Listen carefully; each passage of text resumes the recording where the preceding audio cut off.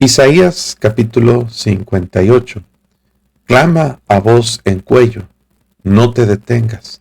Alza tu voz como trompeta y anuncia a mi pueblo su rebelión y a la casa de Jacob su pecado. Parece que en esta porción, hermanos, en el final ya casi del libro de Isaías, Dios manda al profeta Isaías una pausa entre las profecías que estaba anunciando acerca de la cautividad, del retorno del exilio, el consuelo y todas las cosas que vendrían posterior a la deportación de Babilonia. Ahora hace un paréntesis para enfocarse en el tiempo presente en el que está Isaías ministrando. Estamos ubicados por el año 700 al 680 antes de Cristo, y el tiempo previo al que Isaías habría de morir en manos de Manasés. El pueblo de Israel había caído en una sequía espiritual y en un declive terrible después del avivamiento que hubo en los días de sequía. Su hijo Manasés gobierna la nación de Judá, y se dice de Manasés que fue el peor rey que hubo sobre Judá, que inclusive rendió culto a ídolos abominables y aún ofreció su hijo en sacrificio en fuego a dioses paganos, dioses abominables, como lo era Quemos, Moloch. Entonces, hermanos, Dios manda sentencia para el pueblo porque había una urgencia, y este es el sentido de este versículo cuando le dice a Isaías: clama a voz en cuello. Esto da un indicio de que debería levantar la voz sin restricciones y sin ningún tipo de titubeo. No te detengas, dice, alza tu voz como trompeta.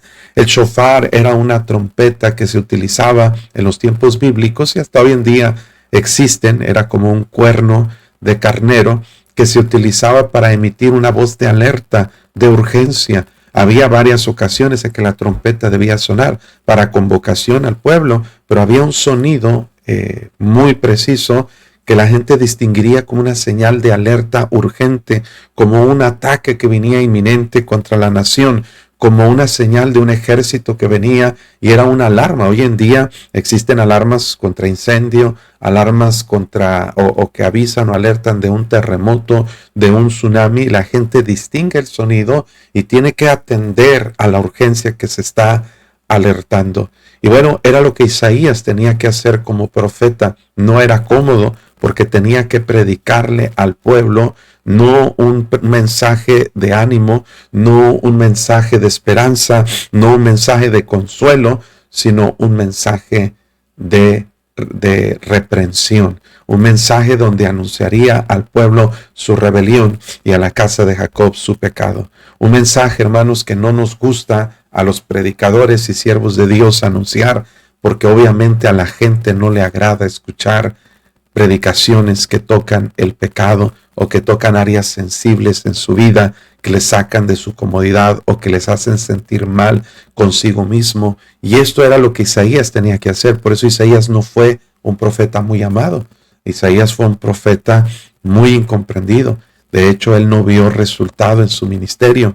Aparentemente Isaías, hermano, no tuvo ningún convertido durante su ministerio, su vida terrenal. Pero hermanos, Isaías ha sido uno de los profetas más usados por Dios. Es el profeta más citado en el Nuevo Testamento, y obviamente más vidas han sido transformadas por el mensaje y la profecía de Isaías que ningún otro profeta, hermanos, incluyendo aquel etíope que estaba leyendo el libro de Isaías y que estaba en el desierto, hermanos, leyendo acerca de la profecía del Mesías, y fue salvo y bautizado por la influencia de la profecía que Isaías dio. Pero Isaías ahora tenía que anunciar al pueblo el pecado. ¿Cuál era el pecado del pueblo? Un pecado, hermanos, de apatía, indiferencia, porque no hay peor estado o peor condición espiritual en que una persona puede estar que cuando está mal, pero piensa que está bien.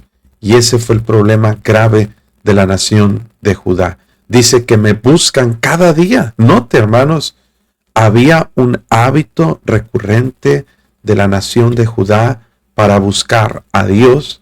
Quieren saber mis caminos, como gente que hubiese hecho justicia y que no hubiese dejado la ley de su Dios. Me piden justos juicios y quieren acercarse a Dios. Aquí es donde cabe, hermanos, que había un ritualismo religioso, pero en una sinceridad genuina. Ellos buscaban a Dios cada día con ciertos hábitos ritualistas, como lo era la oración, y vamos a ver que el enfoque de este capítulo es hacia el ayuno. Se enfocaban, hermanos, a oraciones largas, a ofrendas, sacrificios, en un sincretismo religioso en el que tenían sus ídolos paganos, pero a la misma vez seguían cumpliendo con la religión oficial que ellos tenían, el judaísmo, donde presentaban rituales, presentaban ceremonias, no fallaban a las fiestas solemnes, no fallaban a los sacrificios y a las ofrendas que se daban cada día, a las oraciones, a los rituales.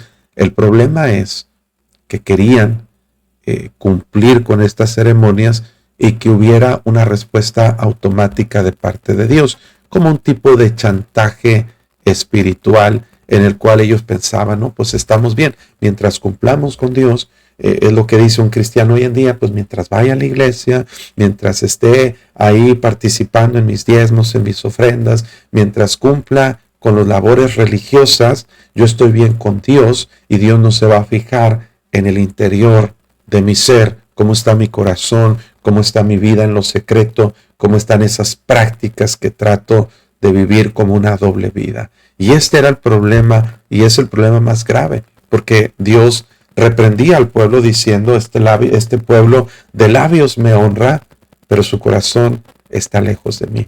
¿Por qué? Porque cumplían rituales, cumplían ceremonias, pero no cumplían la ley de Dios, que era lo más importante. Me buscan cada día, quieren saber mis caminos, como gente que hubiese hecho justicia, que no hubiese dejado la ley de Dios, me piden justos juicios. Ellos exigían, se hacían víctimas diciendo, Señor, ¿por qué nos está pasando esto? ¿Por qué no nos va bien? ¿Por qué no respondes? Quieren acercarse a Dios. ¿Por qué? Dicen, fíjese la expresión del pueblo, ayunamos y no hiciste caso. Humillamos nuestras almas y no te diste por entendido. He aquí, dice Dios, en el día de vuestro ayuno, buscáis vuestro propio gusto y oprimís a todos vuestros trabajadores. Dios está diciendo, el problema con ustedes es que piensan que pueden chantajear a Dios a través de ritualismos, a través de ceremonias y actos que piensan que van a manipular a Dios. Y tenía que Dios estar obligado a cumplir con su parte en el aspecto de decir, bueno, pues voy a ayunar y Dios tiene que obrar, Dios tiene que actuar en consecuencia de lo que yo le pido. Traerme justicia, bendecirme, cuidarme, pero dice Dios, esto no funciona. ¿Por qué? Porque eso lo están haciendo para ustedes mismos, para su propio gusto, para sentirse bien consigo mismo, para aplacar su conciencia, pero no lo están haciendo para agradar a Dios. Y mire, hermano, que esto se aplica perfectamente para hoy en día.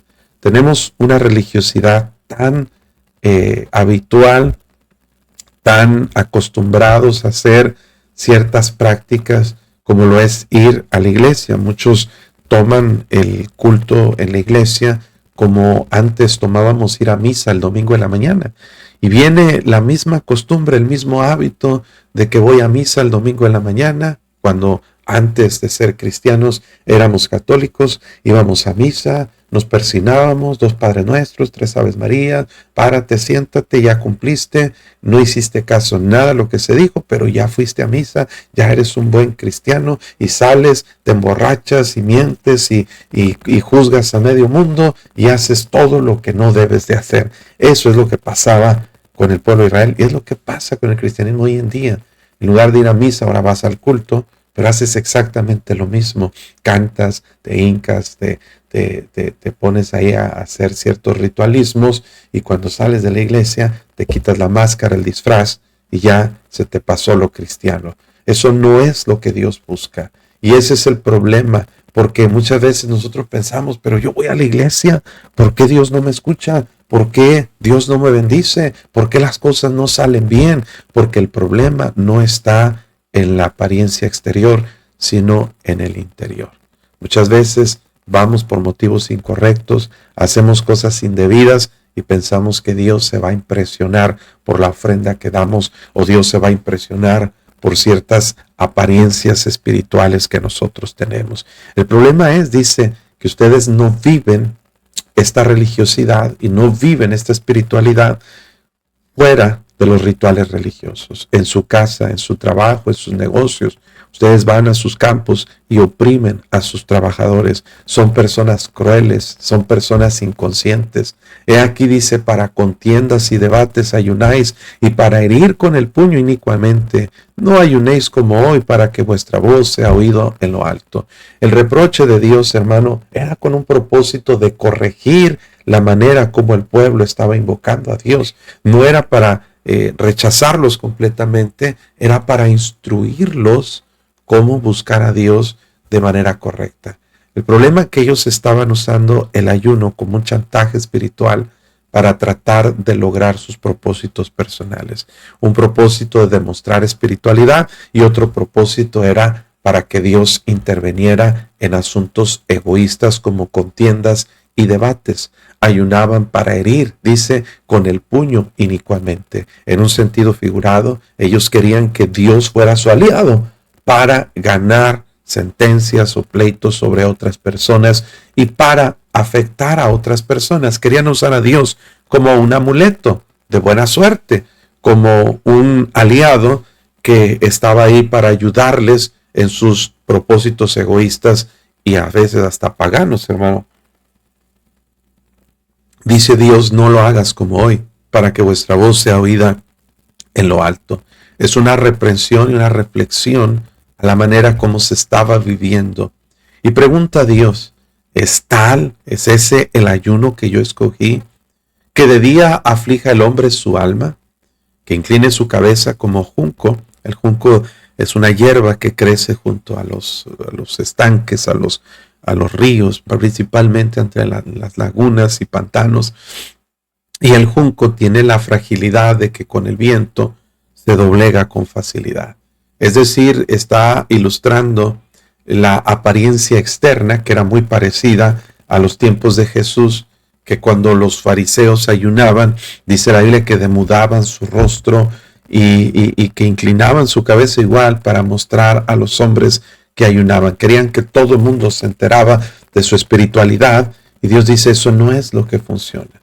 Y que haga su cama de silicio y de ceniza. Había gente que en extremos, para demostrar su espiritualidad, modificaban los lugares donde dormían como la cama y ponían silicio. Ya les he platicado que era una tela incómoda, rasposa, una tela a veces creada o fabricada con pieles de cabra, y si no había los recursos para la piel de cabra, se hacía con un tipo de lo que se usaba para los costales de cargar cosas, como ese material áspero, y ceniza ponían para incomodar el lugar donde ellos dormían, para mostrar una como autoflagelación, el castigarse a sí mismo para que poder chantajear y poder de alguna forma seducir a Dios, que con mi sufrimiento soy muy espiritual. Y Dios dice, ¿llamaréis esto ayuno y día agradable a Jehová? Dios hace una reflexión y un llamado para enseñar e instruir cómo se debe practicar el ayuno correctamente, ya que era algo que el pueblo de Israel utilizaba comúnmente, hermanos, para llamar la atención de Dios. Dios dice, lo estás haciendo mal, y Dios empieza a dar instrucciones acerca del verdadero ayuno. Y yo quiero hacer un paréntesis para hacer algunas precisiones acerca de este tema del ayuno. En la Biblia, hermanos, Dios nunca ordena el ayuno. No hay un mandamiento en la Biblia que dice ayunarás. En ninguna porción, en ninguna instrucción, en ningún tipo, hermanos, permítame un segundito, en ningún tipo, hermanos, de mandamiento o instrucción, Dios le da al pueblo de Israel la orden de que ayunen. No es un mandamiento de Dios. Y bueno, yo creo que el propósito es muy claro. Dios no quería que esto se volviera un medio de chantaje para tratar de manipular a Dios o tratar de darle algún tipo de obligación a Dios. El ayuno, hermanos, fue resultado de de un quebranto de corazón. Fue resultado, hermanos, de algo que resultó en una manera de tratar de buscar a Dios con el corazón sincero, como un resultado, hermanos, digamos, de una búsqueda urgente de Dios, pero no era con el propósito de chantajear o manipular a Dios, era con el propósito, hermanos, de básicamente mostrar un corazón arrepentido. La primera vez, hermanos, que aparece en la Biblia el ayuno es en el libro de Jueces, capítulo 20, donde vemos aquí, hermanos, en el capítulo 20, en el versículo 26, dice: subieron todos los hijos de Israel y todo el pueblo, y vinieron a la casa de Dios y lloraron, y se sentaron allí en presencia de Jehová, y ayunaron aquel día hasta la noche, ofrecieron holocaustos y ofrendas de paz delante de Jehová. Y dice: los hijos de Israel preguntaron a Jehová, pues el arca de Dios estaba allí en aquellos días, y Finés, hijo de Eleazar, hijo de Aarón, ministraba delante de ella en aquellos días, y dijeron: volveremos a salir contra los hijos de Benjamín, nuestros hermanos, para pelear, o desistiremos. Y Jehová dijo: subid, porque mañana yo os entregaré.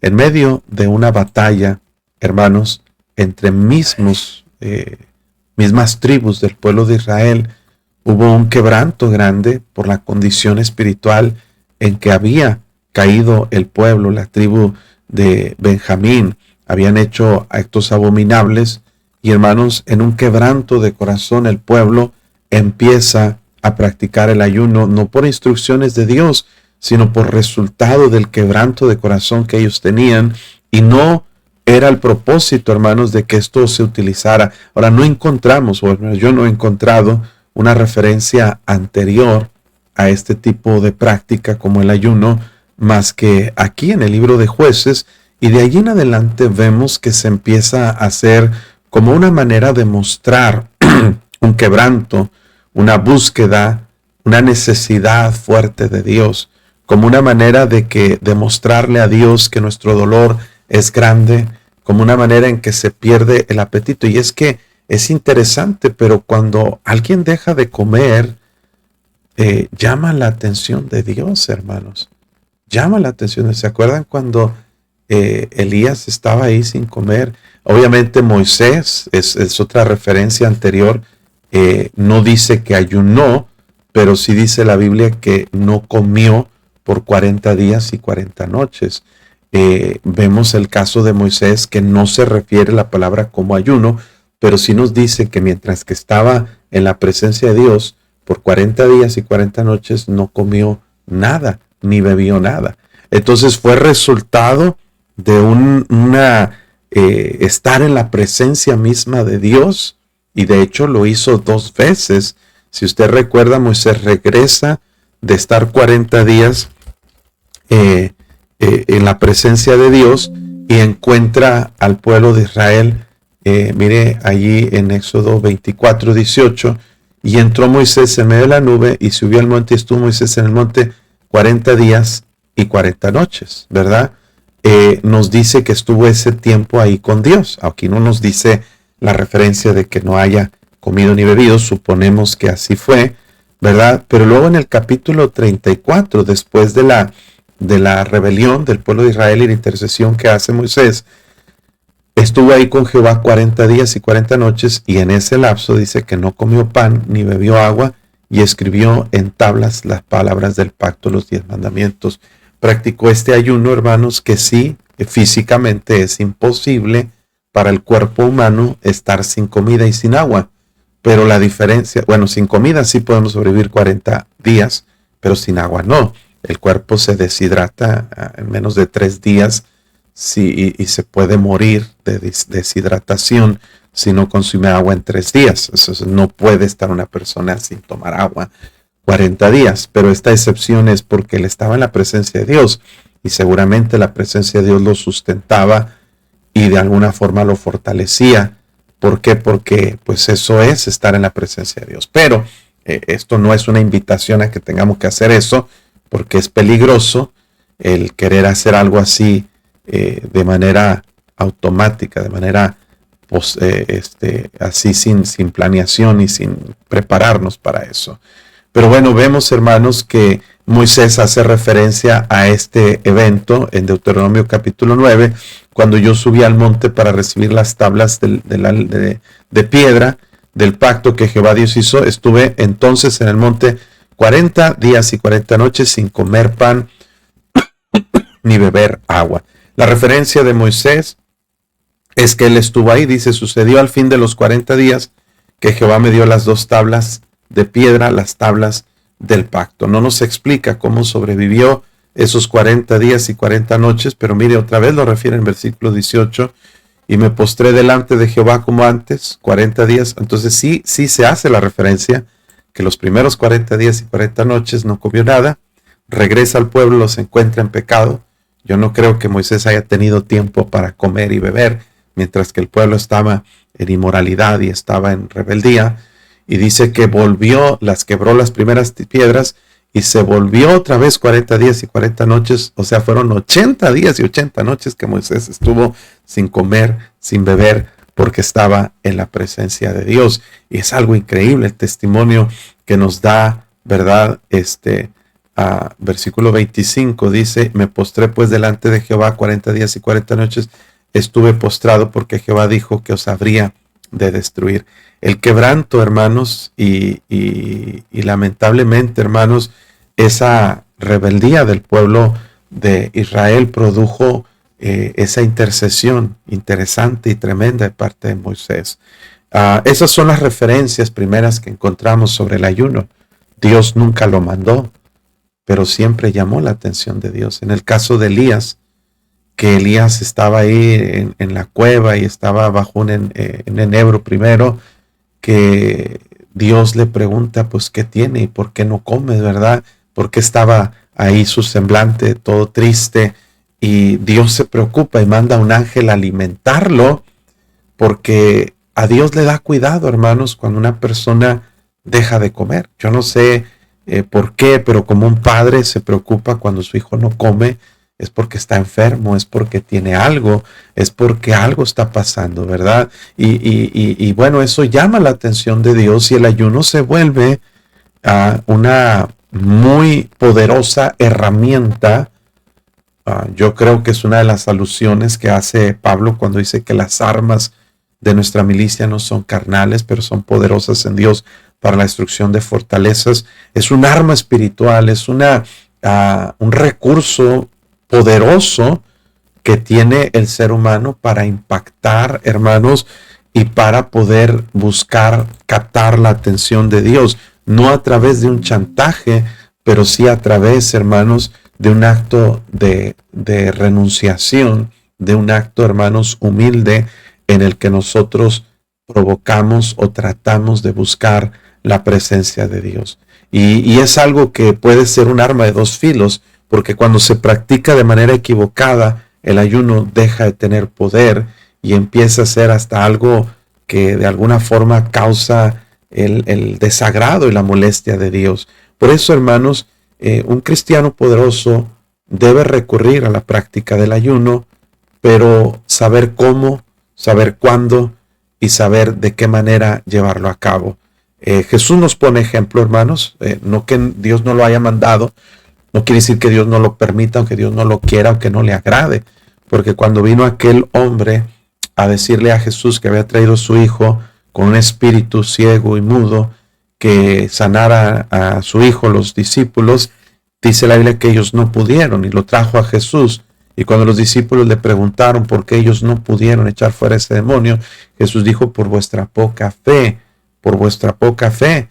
Dijo, porque si tuvieras fe como un grano de mostaza, podrías decirle a un sicómoro que se desarraigue y se plante en el mar, y os obedecería. Y no era una exageración, era una realidad, porque la fe tiene un poder grande. Pero Jesús dice, pero este género, con nada sale, sino con oración. En Mateo 17:21, pero este género no sale sino con oración y ayuno. Marcos también lo cita, este género con nada puede salir. ¿De qué habla este género? Este género de fe. Es un género que Pablo también refería, de manera hipotética cuando dice si yo tuviese toda la fe de modo que trasladase todos los montes. Entonces el ayuno produce una espiritualidad cuando se practica correctamente y un acercamiento hacia Dios. Y veamos algunas de las condiciones que Dios pide para el ayuno bíblico. No es más bien, dice, el ayuno que yo escogí, desatar las ligaduras de impiedad. Lo primero que sirve como propósito el ayuno, según la perspectiva de Dios, es desatar ligaduras de impiedad. Quiere decir, hermano, que muchas veces nosotros estamos atados en un sentido espiritual con ligaduras de impiedad. Dice Proverbios 5:27, prenderán al impío sus propias iniquidades y retenido será con las cuerdas de su pecado. Entonces, en un sentido espiritual, Dios está diciendo que uno de los propósitos del ayuno por los cuales podemos practicar el ayuno es cuando hay hábitos o pecados en nuestra vida que no podemos desatar, que no podemos liberarnos en algún pecado, en algún vicio, en alguna manera que nosotros estamos de alguna forma, hermanos, atrapados en hábitos pecaminosos, en hábitos impíos, porque aunque somos hijos de Dios, a veces seguimos practicando cosas que no agradan a Dios. Y muchas veces, hermanos, el ayuno nos sirve para desatar esas ligaduras de impiedad, para quitar de nuestra vida hábitos, acciones, pecados que estorban nuestra relación con Dios. Es que el ayuno, hermanos, sirve con un propósito de afligir a la carne. Mire, en el Salmo 35, y espero que tengamos el tiempo de hablar sobre este tema tan vasto y tan asombroso como la palabra de Dios nos enseña. 35:13 nos dice David, mire, pero yo cuando ellos se enfermaron me vestí de cilicio, afligí con ayuno mi alma y mi oración se volvía a mi seno. El ayuno, hermanos, entonces es un periodo de tiempo en el cual yo hago un compromiso con Dios o un propósito de abstenerme de alimentos por un periodo de tiempo. Puede ser 24 horas, puede ser cualquier periodo de tiempo que yo quiero dedicar para ayunar. Obviamente no vale si digo, bueno, me duermo a las 11 de la noche y me despierto a las 7 de la mañana y pasé 8 horas de ayuno. Eso no vale porque, y ahorita vamos a ver las características del ayuno bíblico. No es solamente dejar de comer. Dejar de comer es dieta, es un ayuno dietético, pero no es un ayuno espiritual. El ayuno bíblico espiritual, hermanos, tiene que ver con la abstención de alimentos para que la carne sea afligida y para que el espíritu pueda ser de alguna forma vivificado, o sea, fortalecido. En Salmo 69, mire cómo habla de la palabra aflicción. Versículo 10, dice, lloré afligiendo con ayuno mi alma. Con ayuno mi alma. Quiere decir que el ayuno tiene que ver de traer un poco de aflicción a la persona, sí, porque el hambre cala, el hambre de alguna forma, hermanos, duele. Dice la Biblia que los que son de Cristo han crucificado la carne con sus pasiones y deseos. Entonces el ayuno es más allá que una dieta. Recuerde esto, hermanos, es un periodo de tiempo que yo voy a dedicar para consagrarme a Dios espiritualmente y que voy a pasar tiempos especiales de oración. Recuerde esta frase, un ayuno sin oración no es más que dieta. Y eso es lo que estaba haciendo el pueblo de Israel. Estaban haciendo una dieta. Estaban haciendo un ayuno de esos que están de moda, que voy a ayunar 3 días, que voy a ayunar estas dietas de desintoxicación, que son buenas, que son sanas, bien hechas, pero no tienen que ver con lo espiritual. No confundamos, hermanos, que el ayuno, pues voy a ayunar para desintoxicar mi cuerpo y al mismo tiempo pues aprovecho para buscar algo de parte de Dios. No, el ayuno bíblico debe ser exclusivamente para Dios, no para otros propósitos. Ahora, puede traer beneficios alternos, beneficios simultáneos, pero no es el propósito ese ayuno. En Zacarías capítulo 7 dice, versículo 3, hablar a los sacerdotes que estaban en la casa de Jehová y de los profetas diciendo, lloraremos en el mes quinto, haremos abstinencia como hemos hecho ya algunos años. Vino pues a mí palabra de Jehová de los ejércitos diciendo, miren lo que dice, habla a los hijos de Israel diciendo, y habla a todo el país y a los sacerdotes diciendo, cuando ayunasteis y llorasteis en el quinto y en el séptimo mes, estos 70 años, ¿habéis ayunado para mí? Y cuando coméis y bebéis, ¿no coméis y bebéis para vosotros mismos? ¿No son estas las palabras que proclamó Jehová por medio de los profetas primeros cuando Jerusalén estaba habitada y tranquila y sus ciudades en sus alrededores, el Negev y la Zafela, estaban también habitados? Dios está diciendo, ustedes lo están haciendo para ustedes, no lo están haciendo para mí. El ayuno bíblico debe ser planeado para Dios. Es un acto de humillación propia porque causa debilidad.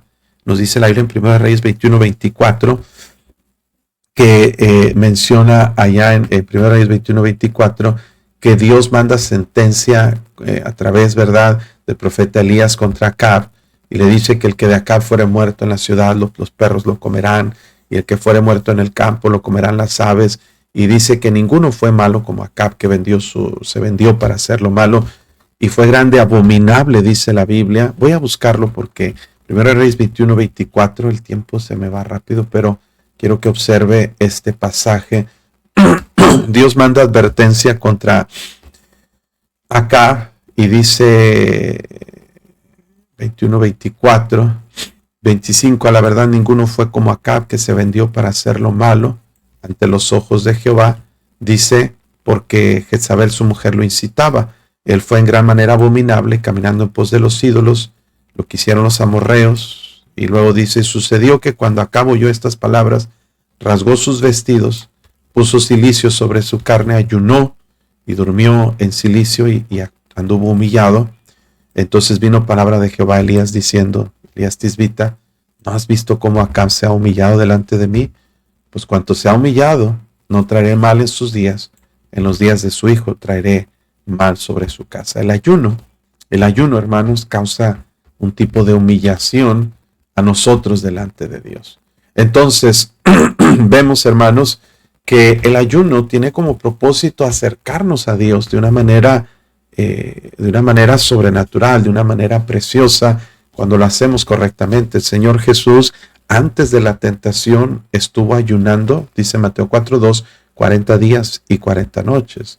Vemos que Moisés estuvo ahí en el monte 40 días, 40 noches, 2 ocasiones, delante de Dios para buscar la gloria de Dios, la presencia de Dios. Entonces, el ayuno tiene que ver con eso, con acercarnos a Dios y dedicar tiempos de oración y de consagración para Dios durante ese tiempo. No es un acto público, es un acto privado. Por eso dice aquí Isaías 58:6, no es más bien el ayuno que escogí desatar ligaduras de impiedad, es quitarnos de todo aquello que hacemos mal para acercarnos a Dios. Luego dice soltar las cargas de opresión. Muchas veces en nosotros mismos, hermanos, llevamos cargas de opresión, necesidades, problemas, luchas espirituales que tenemos, algún tipo, hermanos, de urgencia, algún tipo de pesar que llevamos cargando sobre nosotros, y a través del ayuno podemos soltar esas cargas de opresión, dejar libres a los quebrantados, que rompáis todo yugo. En un sentido literal está hablando de las acciones que ellos cometían contra otras personas, contra trabajadores, contra acreedores o deudores, contra otro tipo de personas que estaban ellos de alguna forma dañando o que estaban ellos afectando. Pero en un sentido espiritual, mucha gente, hermanos, vive en alguna manera dentro de las cárceles de resentimiento de nuestro corazón. Tenemos yugos, tenemos cargas, tenemos compromisos con el mundo, y el ayuno puede servir en un sentido espiritual para acercarnos a Dios y romper con todo esto, hermanos. No es un acto mágico, es un acto espiritual. En versículo 7 nos dice que en el ayuno bíblico no es nada más la abstención de alimentos, es también, hermanos, hacer obras para ayudar a otras personas. Entonces, un ayuno bíblico también implica o incluye que nosotros suplamos necesidades de otras personas, que partamos nuestro pan con el hambriento. Eso que no vamos a comer, vamos a compartirlo con alguien que tiene necesidad. A los pobres errantes, albergues en casa, la hospitalidad. Hermano, que tengamos cordialidad y empatía hacia la necesidad de otros. El ayuno nos debe acercar a Dios y debe reflejar el amor de Dios a través de nosotros hacia otras personas, que cuando veas al desnudo lo cubras y no te escondas de tu hermano. Está diciendo Dios, el ayuno no es solamente dejar de comer, no es solamente mostrar un ritual espiritual en el que te sientes mejor que los demás. No, es buscar de manera activa vivir en ese tiempo de consagración, haciendo cosas agradables delante de Dios. Y hermano, el ayuno implica también buenas obras. Y es un tiempo, fíjese qué hermoso sería que no fuera nomás cuando ayunamos, sino que fuera todos los días buscar agradar a Dios, sirviendo y ayudando a otras personas. Hay personas que están en necesidad, hay personas que están pasando por situaciones difíciles y yo debo buscar la manera de ser un instrumento de Dios para poder ayudar a personas en necesidad. Ahora, si usted quiere hacer esto de manera todavía más efectiva en un sentido espiritual, no hay mejor pan que podamos compartir que el pan de vida, que es Jesucristo. Y una de las buenas costumbres que podemos hacer y lo mejor que podemos hacer mientras que ayunamos es salir a ganar almas, es compartir el evangelio, el pan de vida con alguien hambriento, es recibir en casa y no solamente manipulando o espiritualizando las escrituras, pero también trayendo gente a la iglesia, albergar en casa al que está desprotegido, errante, y cuando veas al desnudo lo cubras. Entonces, literalmente, pero también espiritualmente, durante el ayuno Dios quiere que busquemos manera de agradarle a Él, sirviendo a otras personas. Dios dice, entonces nacerá tu luz como el alba y tu salvación se dejará ver pronto. E irá tu justicia delante de ti y la gloria de Jehová será tu retaguardia. Dios está diciendo, cuando aprendas a usar esta arma poderosa, vas a tener un resultado sorprendente. Tu luz va a nacer como el alba, vas a ser un resplandor, vas a ser alguien que alumbra y refleja. Recuerda que después de los 40 días de ayuno, Moisés regresó de estar en la presencia de Dios y él no sabía que su rostro resplandecía. Y la gente lo veía y podía notar la presencia de Dios en él. Y yo creo que la referencia es como eso, que cuando tú vives una vida agradable a Dios, te permite ser un reflejo, te permite ser una luz para este mundo, y dice, tu salvación se dejará ver pronto. Dios va a escuchar aquello en lo que tú tienes necesidad. No es un chantaje de manipulación hacia Dios para decir, no, pues si tú ayunas, Dios tiene que. No se trata de que Dios tiene que hacer lo que nosotros decimos o queremos, pero sí que Dios va a responder de acuerdo a su voluntad, en base a lo que nosotros necesitamos. E irá tu justicia delante de ti. Está hablando, hermanos, aquella alusión cuando el pueblo de Israel sale de Egipto. Dice la Biblia que iba una columna de fuego delante de ellos, y a la retaguardia también iba Dios, la presencia de Dios, cuidando de su pueblo. Y esto abarcaba, hermanos, una seguridad de que la atención de Dios está sobre nosotros. Entonces invocarás y te oirá Jehová. Clamarás y dirá él, heme aquí. Mire qué tremenda promesa que Dios nos da. Si quitares del medio de ti el yugo, el dedo amenazador y el hablar vanidad. Nosotros suponemos que la obligación de Dios es responder cuando nosotros mandamos, como si Dios fuera un sirviente, un esclavo que está disponible a nuestras órdenes. Pero no, Dios dice, tú quieres mi atención, primero yo debo tener tu atención.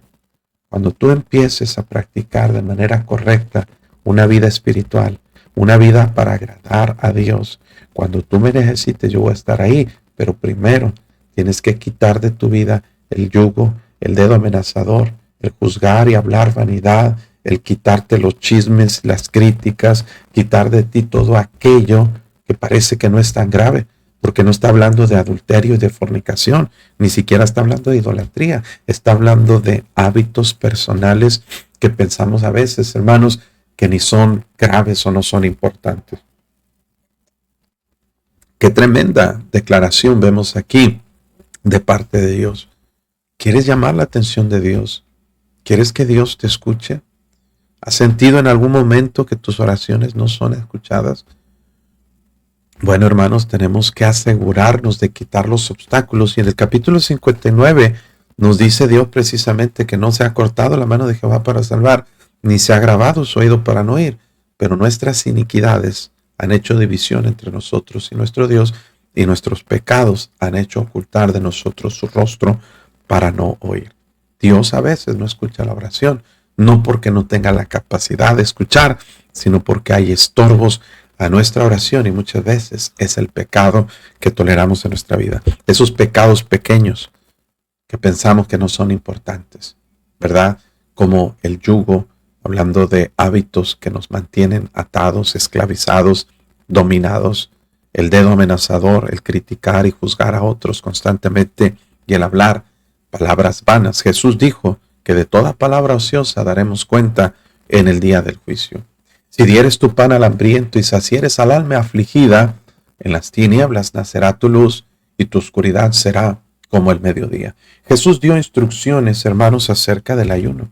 Jesús dijo que cuando ayunemos no estemos nosotros, hermanos, como los escribas y fariseos, ¿verdad? Que pensaban que demudaban su rostro y que hacían ciertos rituales para anunciar a la gente que ayunaban, ¿verdad? Dice la Biblia, cuando ayunéis no seas como austeros, como los hipócritas, que ellos demudan su rostro para demostrar a los hombres que ayunan.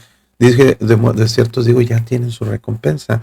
Tú cuando ayunes, Mateo 6, 18, 17, Mateo 6, 17, unge tu cabeza, o sea, peínate bien, lava tu rostro, para no mostrar a los hombres que ayunas. Entre menos gente se entere de tu ayuno, más válido y más agradable a Dios es. No quiere decir que si alguien se entera ya se perdió todo. No, el propósito es la intención, o eso es lo que cuenta.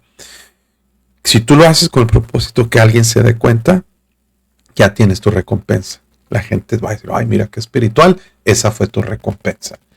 Pero hay veces que sí tenemos que notificar a alguien, ¿verdad? Por ejemplo, cuando yo lo hago, le tengo que decir a mi esposa, es que no voy a comer todo este día. Ella entiende a qué se refiere el ayuno. ¿Por qué? Porque no va a preparar comida y luego me prepara mi... Resulta que si no le aviso, prepara mi comida favorita. Y yo le digo, no voy a comer, y se enoja porque no le avisé antes, ¿verdad? Entonces hay que tener coherencia y hay que tener prudencia para simplemente manejarlo con discreción. Es el asunto. Una instrucción es que fuera hecho discretamente para asegurarnos que es exclusivo para Dios. Entonces, el ayuno es un periodo de tiempo que apartamos para consagrarnos a Dios sin comer alimento, sustituir tiempos de alimento por oración, hacer buenas obras, mantenernos fuera de toda influencia de pecado, un acto de consagración cuidadosa, porque si en el ayuno hago un pecado de enojarme y pelearme con alguien, ya no va a valer. ¿Por qué? Porque ya se rompió, ya estoy sujeto otra vez a ese yugo. Entonces hay que tener mucho cuidado durante ese tiempo de consagración para dedicar ese tiempo para Dios. Un periodo de tiempo específico que yo puede ser 12 horas, 24 horas, 38 horas, 36 horas, 48 horas, lo que usted quiera dedicar.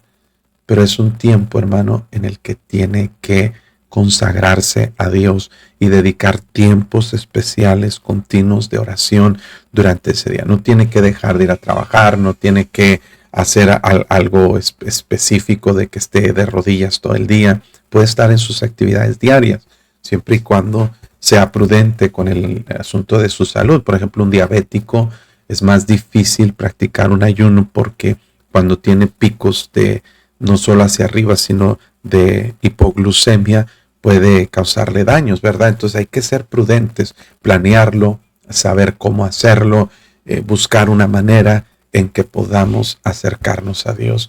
Y bueno, también es practicar haciendo buenas obras hacia otras personas, y también debo cuidar mucho la mente, mucho la mirada, mucho las acciones que cometemos.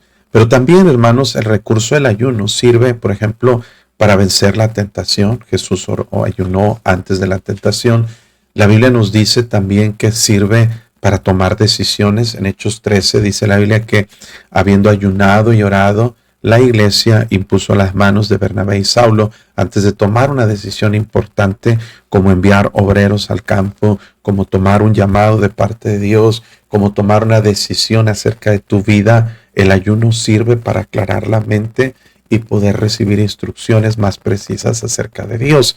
El ayuno sirve cuando hay un asunto urgente que necesita la atención de Dios, hermano. Cuando mi papá estuvo enfermo y desahuciado, hermanos, yo recuerdo haber pasado como 6 días sin comer, ni, bueno, agua sí, pero sin comer nada. Yo buscaba que Dios atendiera mis oraciones porque yo quería que mi papá sanara. La verdad, mi papá no sanó. La verdad, mi papá falleció. Era la voluntad de Dios.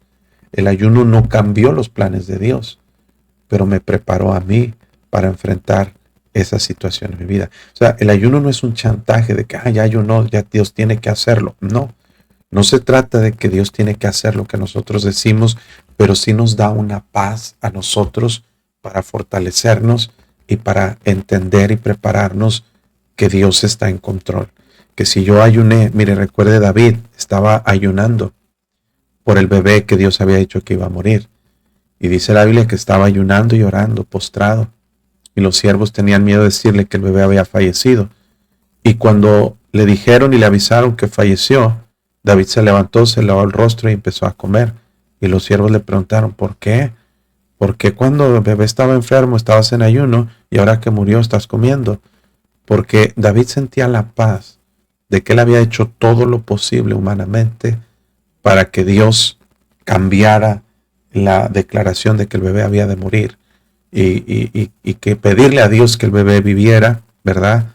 Pero el ayuno le hizo saber que lo que había pasado era la voluntad de Dios y él aceptaba en fe la decisión de Dios. Y es algo que cuesta, pero el ayuno nos ayuda a aceptar. Entonces Dios está diciendo, hermanos, que eso va a reflejar como un testimonio a otros. Y dice, si dieres tu pan al hambriento y saciares el alma afligida, en las tinieblas nacerá tu luz y tu oscuridad será como el mediodía. Es decir, vas a ser testimonio para otros. En segundo lugar, dice, Jehová te pastoreará siempre. Él te va a guiar a las decisiones que debes tomar.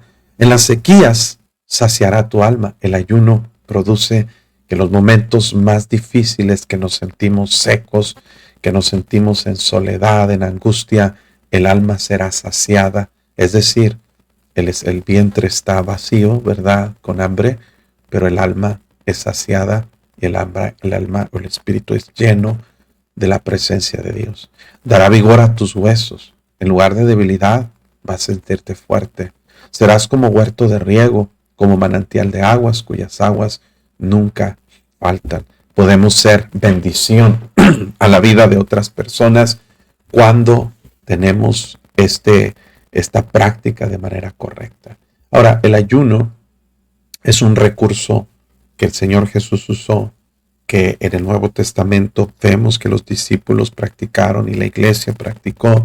Y por eso sabemos que este ayuno, hermanos, sigue vigente y es un acto, un recurso espiritual que nosotros podemos hacer. Los tuyos edificarán las ruinas antiguas, los cimientos de generación y generación levantarás y serás llamado reparador de portillos y restaurador de calzadas para habitar. Está hablando en un sentido espiritual. Los tuyos edificarán las ruinas antiguas, pero también en un sentido literal, que ellos iban a ser llevados a cautividad, pero a través de una verdadera relación con Dios podrían regresar del exilio y edificar las ruinas antiguas, lo que se cumple en los tiempos de Esdras y Nehemías, donde se reedifica el templo y los muros, los cimientos de generación en generación levantarás, también en un sentido espiritual, y serás llamado reparador de portillos y restaurador de calzadas, de caminos para habitar. Dios dice, va a haber una diferencia en tu vida espiritual. Versículo 13 menciona otro ritual que ellos practicaban, pero que era característico exclusivamente de la nación de Israel. Si retrajeres el día de reposo tu pie, de hacer tu voluntad en mi día santo y lo llamares delicia, santo, glorioso de Jehová, y lo venerares, no andando en tus propios caminos, ni buscando tu voluntad, ni hablando tus propias palabras. El día de reposo, hermanos, era una señal distintiva de la nación de Israel. Dios lo había dado a Israel para distinguirlo de las demás naciones. Y era algo, hermanos, que a ellos los caracterizaba por ser pueblo escogido de Dios. El día de reposo era un acto simbólico en el cual Dios anunciaba al pueblo de Israel en la ley que un día los iba a llevar a la tierra prometida, que era el reposo o el significado del reposo del pueblo de Israel, que ellos iban a entrar a la tierra prometida e iban a estar en el reposo de Dios. Cuando llegaran a la tierra prometida, ellos estarían en ese reposo, pero también el día de reposo anunciaba otro evento profético, que era la venida del Mesías y la salvación que él lograría a través de su sacrificio en la cruz del Calvario. Y Hebreos capítulo 4 menciona que el reposo era precisamente el estado de una persona que recibe a Cristo como su Salvador y que entra en ese reposo no de un día, sino total y absoluto. Entonces los 6 días de trabajo representaban un proceso de sufrimiento y el séptimo día representaba un descanso, no físico, pero espiritual. Entonces era un simbolismo de cómo la persona vive en sus pecados, en condenación, pero después viene la salvación de Dios cuando nosotros ponemos nuestra fe y nuestra confianza en Cristo. Entonces era un ceremonial, una ley ceremonial que reflejaba y que anunciaba la venida del Mesías, junto con los otros rituales que anunciaban, como la Pascua, como el Yom Kippur, como todas las fiestas que se celebraban y los sacrificios y las ofrendas ceremoniales apuntaban a Cristo. Cuando Cristo viene, esas ceremonias son cumplidas. Ahora, en el Nuevo Testamento se nos dice a nosotros que nadie, y principalmente a los gentiles, que nadie nos debe juzgar a nosotros por días de fiesta, días de reposo. Vamos a verlo en la Biblia porque es importante que nosotros entendamos que esta ley ceremonial ya no es aplicable para nosotros hoy en día. Era exclusiva para la nación de Israel. Colosenses 2:16, por tanto, está hablando Pablo para corregir el judaísmo que se estaba impregnando en las iglesias, y una de las prácticas era tratar de imponer lo que eran las ceremonias como el día de reposo. Y Pablo dice, nadie os juzgue en comida o bebida. Las leyes dietéticas eran también no eran obligatorias para la nación o para las naciones gentiles, los cristianos que no eran judíos, o cuanto en días de fiesta, luna nueva o días de reposo, todo lo cual es sombra de lo que ha de venir, pero el cuerpo que dice es Cristo. Recuerda esta ilustración, cuando usted está en un cuarto y la puerta está abierta y hay una luz exterior, usted puede ver cuando una persona se acerca, siempre y cuando la luz proyecta la sombra de una persona que se va acercando a la puerta. Y usted puede ver la silueta de una persona afuera y usted puede darse una idea que alguien viene, y puede darse una idea lejana de si es hombre, si es mujer, si es gordo, si es flaco, si es alto, si es bajo. Puede ver ciertas características del contorno de la sombra de la persona. Pero cuando esa sombra, el cuerpo de la persona llega a estar delante de nosotros, ya no necesitamos ver la sombra. Ahora podemos ver directamente a la persona que proyectaba esa sombra, que anunciaba que venía alguien. ¿Me entiende? Ese es el ejemplo que Pablo está diciendo. La sombra eran los días de reposo, los días de fiesta, las leyes dietéticas, las ceremonias, eran anuncios o eran simbolismos que nos anunciaban la venida del Mesías. Pero cuando Cristo viene, ahora ya no necesitamos ver todas esas sombras, porque podemos ver directamente lo que anunciaban, el cuerpo que es Cristo. Entonces vemos ahí, hermanos, que en el Nuevo Testamento se nos muestra que ya no hay necesidad para nosotros de guardar este tipo de ceremonias, pero para la nación de Israel sí. ¿Por qué? Porque ellos era lo que los distinguía como nación. Ya no tenían un templo, ya no iban a tener, hermanos, ningún tipo de maneras de llevar a cabo sus ceremonias. Ahora lo único que los distinguiría era la dieta que llevaban, la dieta de alimentación, y número 2, los días de reposo. Y Dios dice, entonces te deleitarás en Jehová, y yo te haré subir sobre las alturas de la tierra, y te daré a comer la heredad de Jacob tu padre, porque la boca de Jehová lo ha hablado. Pero el capítulo se centra no en desviarnos hacia lo que son, mis hermanos, a las ceremonias o los rituales, sino a la espiritualidad correcta, hacia Dios. Y bueno, hasta aquí vamos a llegar con la meditación de este capítulo, porque ya se me acabó el tiempo. Quisiera hablar más sobre este asunto del día de reposo, pero le podemos compartir un pasaje que usted puede estudiar en Hebreos capítulo 4, donde dice, mire aquí, pero los que hemos creído entramos en el reposo, o sea, es el cumplimiento del reposo. Lea todo el capítulo 4 de la manera que dijo, por tanto juré en mi ira, no entrarán en mi reposo, aunque las obras suyas estaban acabadas desde la fundación del mundo. En cierto lugar dijo así del séptimo día, reposó Dios de todas sus obras en el séptimo día. Y otra vez aquí, no entrarán en mi reposo, está hablando de la entrada a la tierra prometida. Por tanto, puesto que falta que algunos entren en él, y aquellos a quien primero se les anunció la buena nueva no entraron por causa de desobediencia. Está hablando el cumplimiento, el simbolismo del día de reposo en la entrada a la tierra prometida y posteriormente en la entrada de poner la fe en Jesucristo, en una vida nueva, en una vida como hijos de Dios. Bueno, hasta aquí llegamos, hermanos, con la meditación de este capítulo, esperando que le haya sido bendición. Voy a terminar la grabación, pero voy a dar tiempo para unas 2 o 3 preguntas porque tengo que terminar ya la transmisión. Pero si usted está escuchando este video grabado, denle like, comente de dónde nos está escuchando y por favor comparta la publicación para llegar a más personas. Que Dios le bendiga